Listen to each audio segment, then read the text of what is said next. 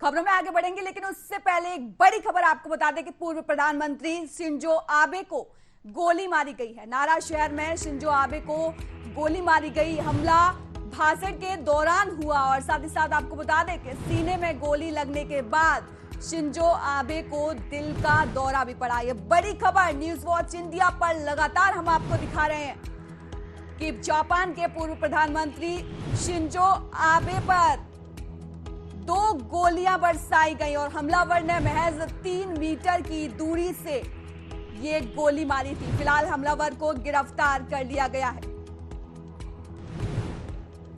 वही ताजा अपडेट आपको बता दें कि शिंजो आबे को गोली लगने के बाद उन्हें दिल का दौरा पड़ा और फिर एयर एम्बुलेंस की सहायता से उनको अस्पताल ले जाया गया, जहां पर उनकी हालत गंभीर बताई जा रही है।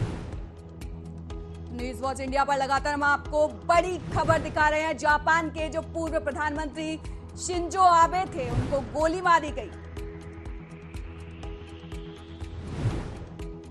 वही हमारे साथ इसी खबर पर ज्यादा जानकारी के लिए न्यूज रूम से मेरे सहयोगी निशांत चतुर्वेदी लाइव जुड़ गए हैं। तो निशांत, मेरा पहला सवाल यही है कि ये बहुत बड़ी खबर है कि जापान के पूर्व प्रधानमंत्री शिंजो आबे को गोली मारी गई है। क्या कुछ अपडेट है पूरे मामले को लेकर?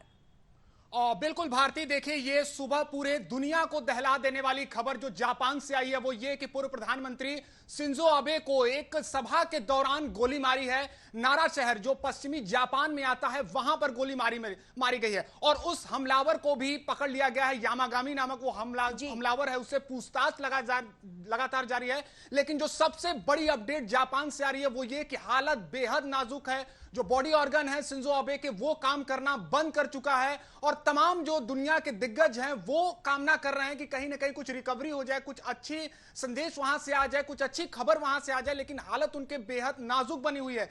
2 गोली मारी गई है और पूरी तरह से छलनी कर दिया है पूर्व प्रधानमंत्री शिंजो आबे को। अपर इलेक्शन होने वाले हैं, इसको लेकर वो प्रचार प्रसार में गए थे। और सोचिए कि गन कल्चर बिल्कुल नहीं है जापान में। जापान एक शांति प्रिय देश है, दुनिया के बेहतर के लिए जापान सोचता है। किसी ने भी कल्पना नहीं की थी कि जापान में इस तरीके की घटना हो जाएगी। और आज जब जापान के प्रधानमंत्री पहुंचते हैं वहां पर एक जनसभा के लिए, एक छोटी जनसभा रहती है जहां पर पीछे से उन पर हमला कर दिया जाता है। वहां पर तैनात सुरक्षा कर्मी उसको पकड़ जरूर लेते हैं। लेकिन अब तक की जो अपडेट है वो ये कि हालत बेहद नाजुक बनी है शिंजो आबे की। जी निशान, सोचने वाली बात है वाकई में कि महज 3 मीटर की दूरी से गोली मारी जाती है। इसका एक जो अंदेशा लगा है, जो एक साफ बात निकलकर सामने आती है वो ये कि कहीं ना कहीं सुरक्षा में बहुत बड़ी चूक हुई है।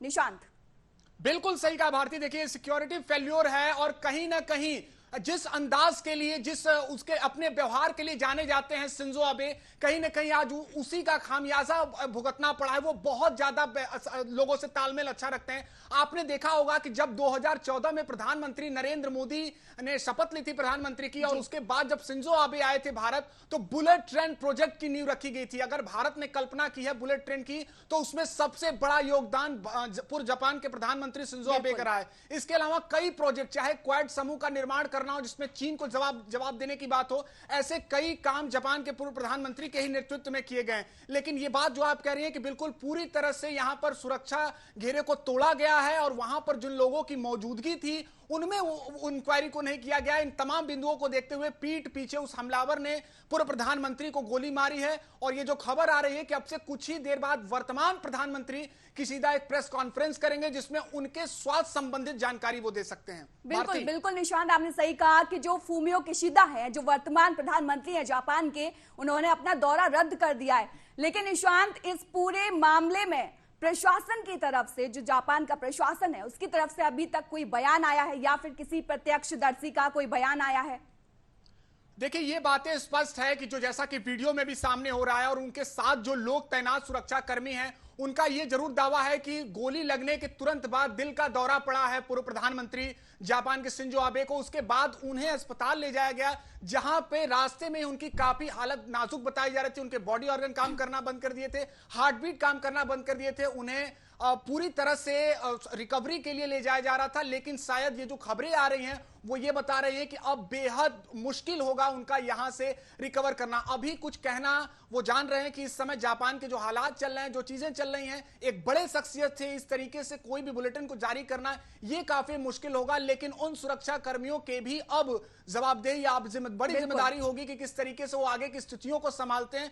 क्योंकि सोचिए, नारा जो शहर है वो पश्चिमी जापान में आता है और बहुत खूबसूरत शहर है, और जहां पर कि वो प्रचार के लिए गए थे, चुनावी सभा के लिए गए थे, वहां पर उन पर हमला होता है। तो निश्चित तौर पर उन जो है सुरक्षा कर्मियों पर एक बड़ी जवाबदेही होगी। अब आगे की स्थिति पर नजर रहेगी। भारती, बिल्कुल हालिया मामला है, इसलिए ज्यादा अपडेट हमें नहीं मिल पा रहे हैं। हमलावर को गिरफ्तार करने के बाद मेरा सवाल यही था कि प्रशासन की तरफ से कोई बयान या फिर वहां जो मौजूद थे प्रत्यक्षदर्शी उनकी तरफ से कोई बयान आया है कि नहीं। वहीं अगला सवाल निशान मेरा ये है कि हम सभी जानते हैं कि जब प्रधानमंत्री का कार्यकाल था, शिंजो आबे जब जापान में प्रधानमंत्री थे, तब उनका भारत को लेकर बहुत अच्छे संबंध रहे थे। निशांत, बिल्कुल सही कहा भारती आपने। देखिए, जापान के पूर्व प्रधानमंत्री शिंजो आबे एक ऐसे प्रधानमंत्री हैं जिन्होंने लॉन्ग टर्म के लिए अपना कार्यकाल पूरा किया। 8 साल से ज्यादा तक वो प्रधानमंत्री रहे जापान के। इससे पहले जितने भी प्रधानमंत्री हुए, कुछ तो 6 महीने के लिए, कुछ सालों के लिए रहे, लेकिन सबसे ज्यादा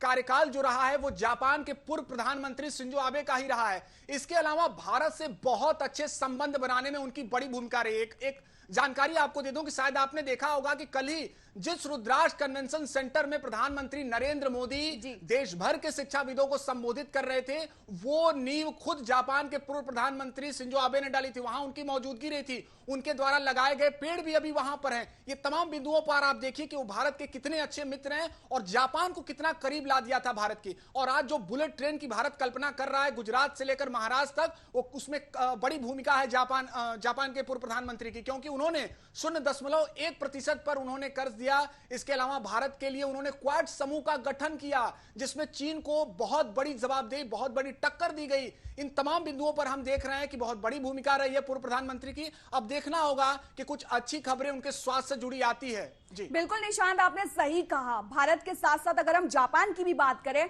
तो सबसे लंबा कार्यकाल शिंजो आबे का ही रहा है। और अगर जापान की आर्थिक स्थिति को बात करें तो उसको सुधारने में जो शिंजो आबे का हाथ है वो बहुत बड़ा माना जाता है। निशांत, बिल्कुल बिल्कुल सही कहा भारती। देखिए, जापान एशिया की बात कर ली जाए तो विकसित देशों में है।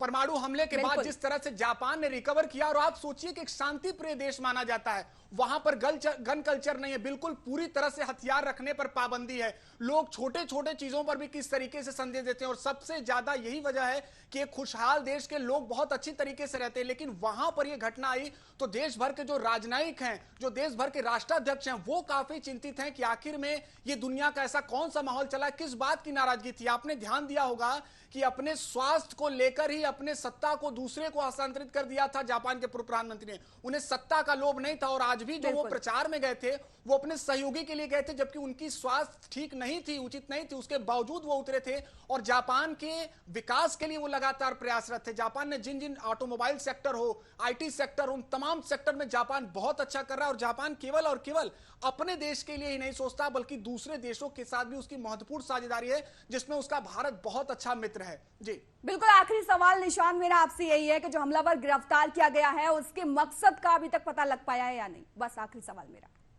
देखिए भारती, ये सवाल पूरी दुनिया सोच रही है और पूरी दुनिया इस सवाल का जवाब जानना चाहती है। लगातार इस पर चर्चा हो रही है। हमारे देश के राजनयिक भी लगातार इस विषय पर मंथन कर रहे हैं कि आखिर में जापान के पूर्व प्रधानमंत्री से ऐसी कौन सी गिला शिकवा हो गया, ऐसी कौन सी नाराजगी हो गई कि इस तरह से उन पर पीठ पीछे वार किया जा रहा है। उस हमलावर को, यामागामी जो 41 वर्षीय हमलावर है, उसी समय तत्काल उसे हिरासत में ले लिया गया था, दबोच लिया गया था सुरक्षा कर्मियों द्वारा। लेकिन अभी उससे पूछताछ जारी है। अभी कुछ मजबूत चीजें, जो आधार बिंदु चीजें हैं, वो अभी सामने नहीं निकल कर आई। लेकिन देश दुनिया की नजर इसी बात पर रहेगी कि आखिर में उस एक अच्छे नेता से, इस पूरे मानव प्रिय नेता से ऐसी कौन सी नाराजगी हो गई जिससे इस कदर उस पर हमला कर दिया गया।